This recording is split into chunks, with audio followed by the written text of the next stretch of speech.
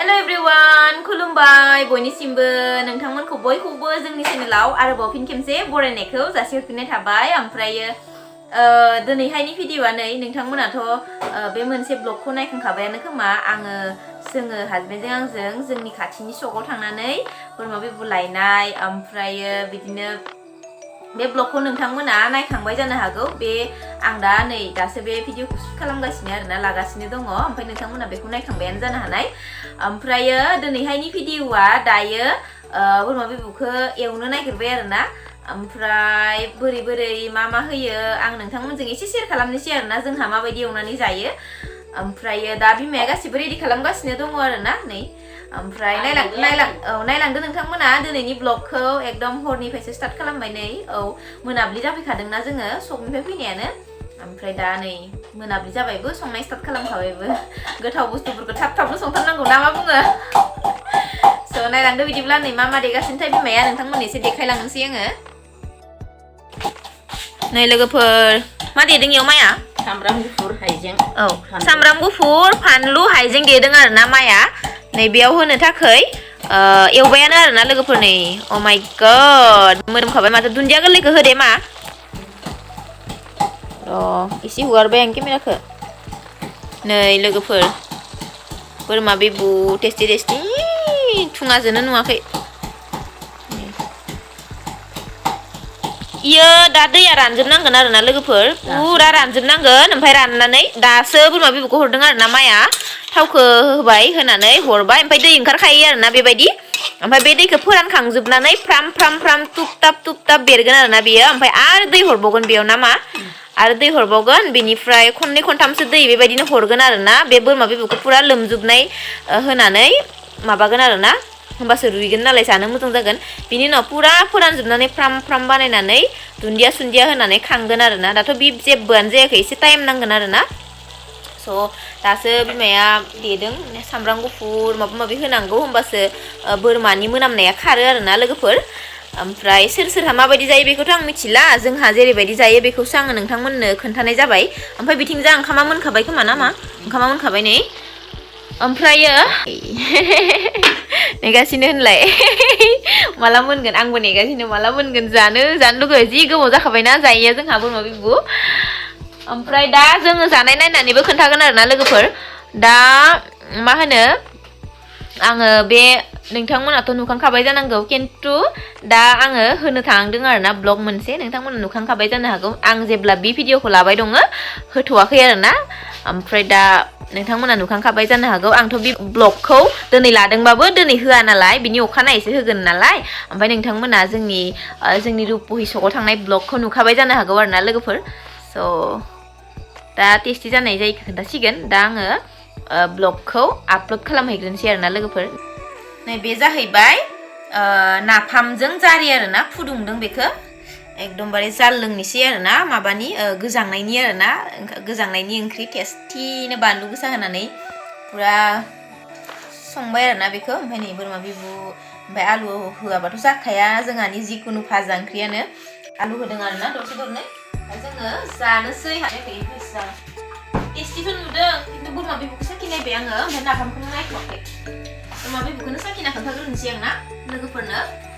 टेस्टि जादोंना जायाखै नाफामासो गोथाव जादों बेखौ नायग्रोनो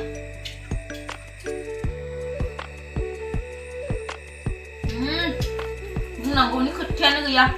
ओरैनोबाबो गोथाव जाखायो आरोना बोरमा बेबुआ माने बुंनांगौनि जेबो खोथायानो गैया ओरैबायदि टेस्टि जाखादों लोगोफोर मा बुंनो आरो गोथावनि थाखाय खुगायावनो रावानो गैला हस्सा नों जानोलाय जि टेस्टि जाखादों बोरमा बेबुआ ओमफ्राय नैबेखौसो ट्राइ खालामनो हायाखै आङो र' नाफामखौ बयबो गोथाव जादों होमबाबो बोरमा बेबुजों पात्ता मोना आरो सोरबा कमेन्टआव सोंहरदों आरो आंखौ बोरमा बेबुआ बिराद टेस्टि नामा आब' बिराद गोथाव नामा आगै होनना सोंहरदों आरो औ गोथाव जुदि गैयाबा आरो बोरमाखौ खायसेया मोनामनाय मोनोनो बोरमा बेदरखौ ओमफ्राय बिनिखायनो जानो हाया होननानै बुंहरदों आरोना कमेन्टआव सोरबा नोंनि थाखाय फेभरेट औ आंनि थाखाय फेभरेट ओमफ्राय माने ट्राइ खालामना नायनो हागोन आरोना माबायदि गोथाव आंथ' बिराद गोथाव मोनखायो दा जानोसै आरो ना नों भिडिअ लाबाय थादो नायबाय थादो ओमफ्राय आं जाबाय थानोसै दाथ' हर जाबाय नालाय जों दा हरनि ओंखाम जागासिनो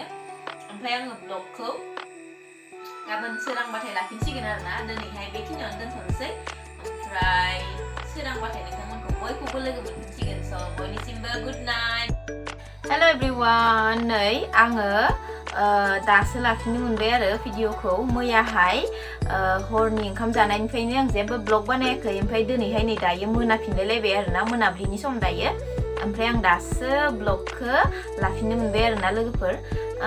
ब्लग लानायानो बांद्राय मोजां जायाखै आंना बे साननैसोआ मा बुंनो आरो ओमफ्राय दायो नै मा होनो साहा फुदुंनांसिगौनो मोनाबिलियावथ' साहा लोंखायो नालाय ओमफ्राय दा नै फुदुंलायनांसिगौनो ओमफ्रायो बिनि सिगां आङो नोंथांमोनजों मैयाबोथ' आङो मैयानि ब्लगावबो खोन्थाखादों थेवबाबो आरो खोन्थाबावनोसै आरो ना आंनि हासबेन्डआ मोनसे गोदान चेनेल खुलिदों आरो ना लोगोफोर नोंथांमोना अननानै बयबो सापर्ट खालाम ओमफ्राय आङो कमिउनिटियावबो पस्ट खालामनानै दोनगोन नोंथांमोना बयबो थांनानै साबस्क्राइब खालामहै आरो माने नोंथांमोना अनोबाथाय दानो 1K खालामना होनो हागोन आरो ना स' आसा खालामबाय आङो नोंथांमोना थाबनो 1K खालामनानै होगोन माने मा गोसो जाना खुलिनायथाय हासबेन्डआ आंबो चेनेल मोनसे खुलिनोसै होननानै माने खुलिबाय आरो ना ओमफ्राय दा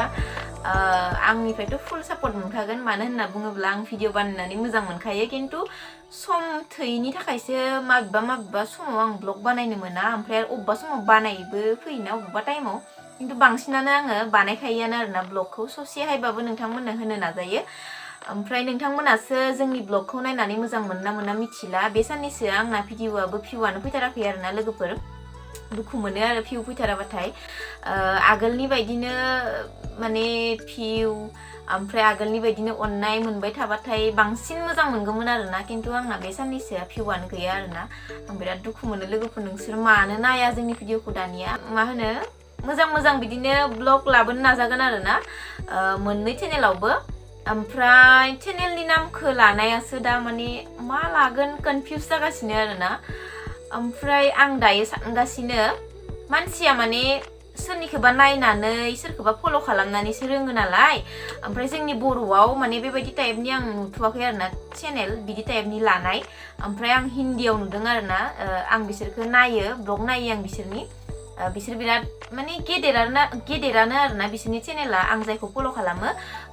mampy.rahul आं बिसोरनिखौ नायनानै माने बेबायदि आङो चेनेलनि नेम लाखिनो नागिरदों आरो ना ओमफ्राय नोंथांमोना बोरै मोनो आंनो कमेन्टआव खोन्थाबानो जाबाय आरो लानांगौ ना लानाङा कमेन्टआव खोन्थाबानो जाबाय आरो ना